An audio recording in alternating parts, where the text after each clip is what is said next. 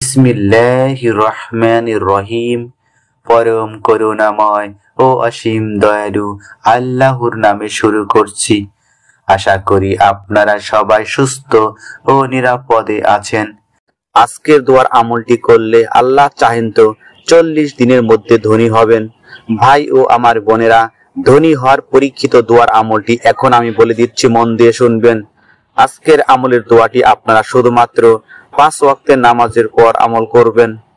দোয়াটি খুবই ছোট।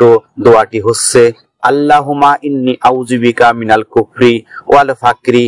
অর্থ, হে আল্লাহ, কুফরি ও দারিদ্রতা থেকে আপনার আশ্রয় প্রার্থনা করছি।